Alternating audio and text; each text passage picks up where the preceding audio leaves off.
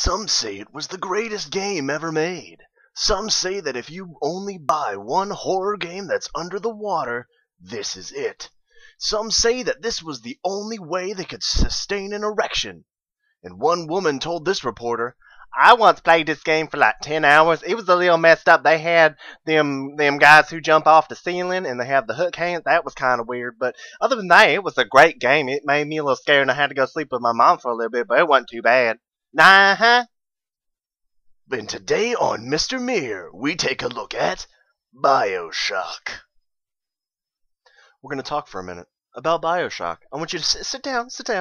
What do you sit down? It's going to be okay. We're going to be okay. All right. We're talking about Bioshock for a little bit. Now, guessing that you probably played this game or have seen someone play this or like watched this and masturbated to it because it's that good of a game. Now, it came out December 4th, 2007. We're coming up on the 5-year anniversary of the game, and I hope they do some crazy special edition, which I doubt they will, but regardless. Now, everything you need to know about this game is you start off as this dude on a plane, and there's no snakes on it, in case you're wondering. And the plane crashes, and you end up getting really it's almost like a date rape scenario. You're coerced into this town or city or underwater fiesta that is called Rapture. And Rapture is beautiful. Absolutely beautiful. And you're encapsulated in this story, and it's amazing because you have Andrew Ryan, who is a Russian immigrant, and he came over to America and he made his fortune because he found oil, and he sold off all his assets and decided to build this giant city under the water so he could escape the craziness of the US and of the communist Russia.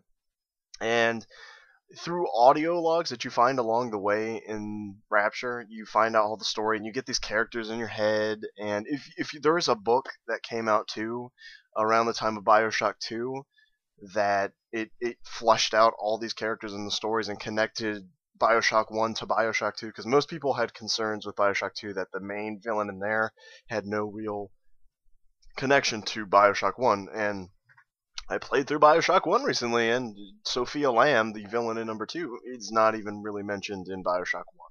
But if you read the book Rapture, which is an amazing book, I'd highly recommend it to anyone and everyone. It's written by John Shirley, I want to say? John Shirley, yep, sounds right. Fantastic book. It's definitely worth buying.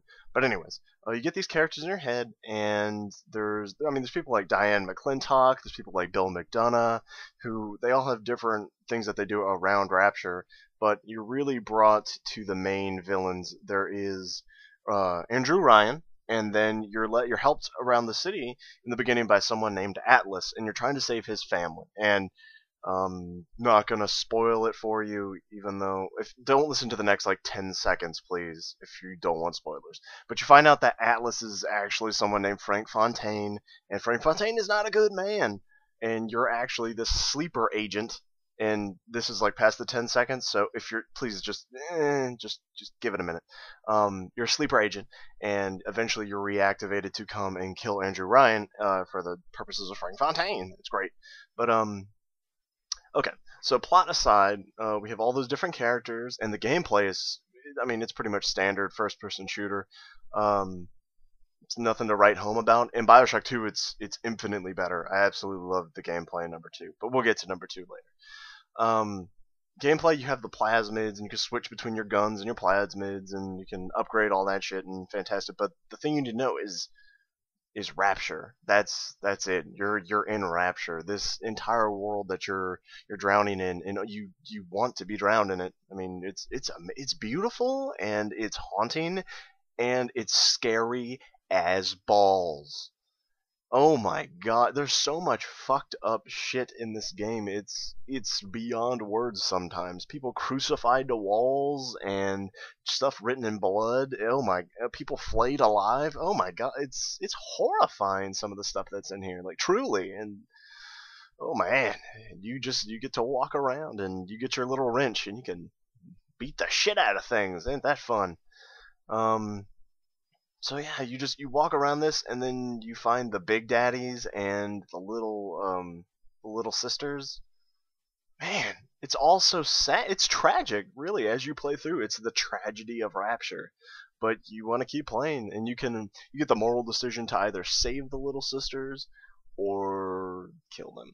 But I ended up saving them in one of my playthroughs. This is one of those games you play every year because you want to play through it every year because it's fantastic, and you can pretty much buy it. It goes on sale all the time for like $5. If you don't own this game, go fuck yourself because you need to buy this game because this is amazing. It's honestly one of the best games you'll ever play ever. I'm not kidding in the slightest. But we're going to move on to Bioshock 2, and I'm going to defend this game. I think it's a solid sequel. I know a lot of people disagreed with me, but the after you escape from from Rapture in Bioshock 1, and you start off Bioshock 2, you're a completely different character. It's not really connected at all, but you are this alpha series of Big Daddies, which is like the prototype. Which I'm gonna do a playthrough of Bioshock 2 and actually like flesh out some of the stuff because I've read the book, I've played through Bioshock 1 probably too many times, so I can really give some history on that. But I gotta defend Bioshock 2. I thought it was great. Sophia Lamb, a lot of people complained that she was not even mentioned in Bioshock 1, and in my head I was like, oh no, these people are being dumb. She wasn't. She was totally. She wasn't. She wasn't. I corrected myself like halfway through. I'm like, oh, okay, I guess she isn't. But read the book. If you read the book Rapture, like John Shirley does a fantastic job setting everything up. Because the minute I finished the book, I started up Bioshock. Like the second I was done, it was so brilliant. Oh man, I'll probably put a link in the description to like where you can buy the book, like on Amazon, because it's entirely worth it. Like it goes so fast. It's great. But she wasn't mentioned. And the audio logs that you find in number 1 mention nothing about her, and it's a little sad that it's not, but it is what it is, really.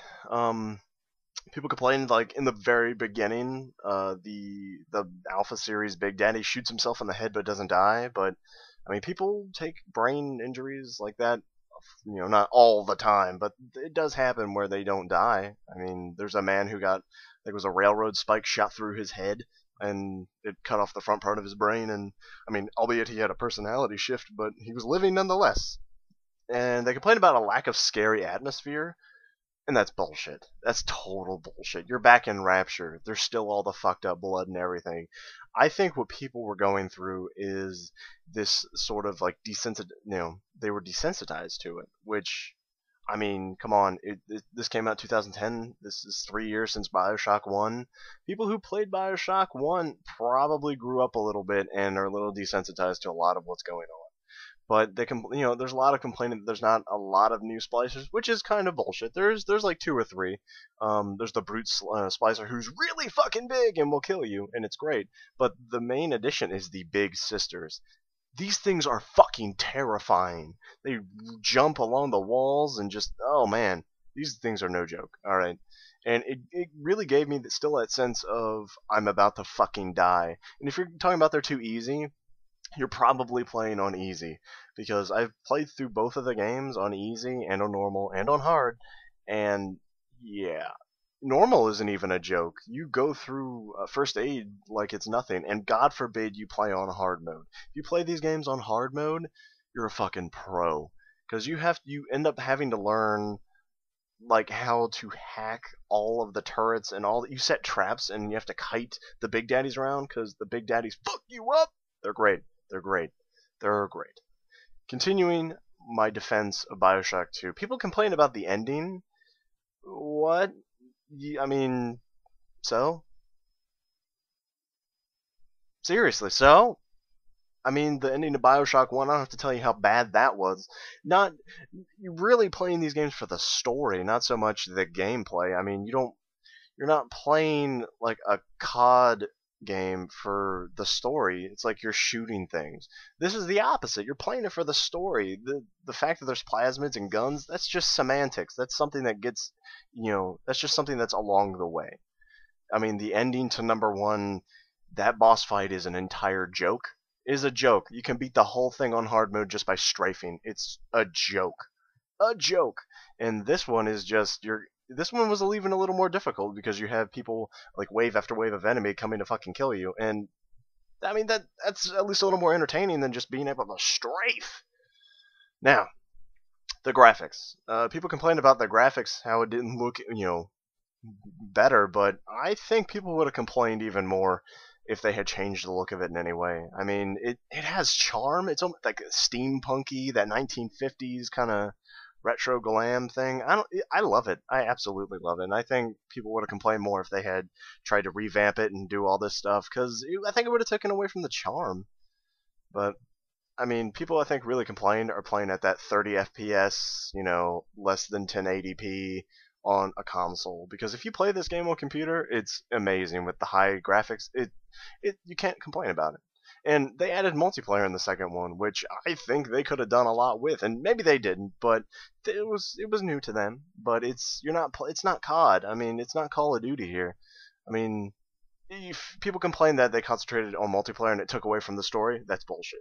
One, if you don't want to play multiplayer, don't fucking play multiplayer. And it had issues like balancing, and new people coming into the game would be fucking trampled over by the people who are like high leveled. But that's any multiplayer thing, like even like League of Legends. There's a big learning curve, which is good because that'll push you to be better and not suck complete ass. Whew. Now, end of the day, wrapping it up. End of the day, if you really hated this game, you wanted to hate it. And that's fine. I have shit I hate that is probably good. Like most like MOBA games, Guild Wars 2 and the fourth Elder Scrolls game, fuck Oblivion. That game was bad. But, I mean, play both of these games to completion and really flesh them out. Read the book. I mean, you might say, oh, I shouldn't have to read it to enjoy it. You should. You should want to read this because the stories are phenomenal. And both games hold up. Like, the first game is pretty universally held as, like, the greatest Xbox game of all time. But the second game holds up. You gotta give it a chance. And you got, Bioshock Infinite right on the horizon, and people are like, oh, hopefully this will redeem the franchise. There's nothing to redeem. There's nothing to redeem here because your slow descent into madness that is Bioshock and Bioshock 2 is just, it's complete. They're two different stories, but along the same lines. So, I hope you enjoyed my rant, and if you like or want to subscribe, please do so. But this is the prelude to my Bioshock 2 playthrough because I really want to get back into it. I haven't played it this year, so we're gonna crack into it. So thanks for listening, and come back next time!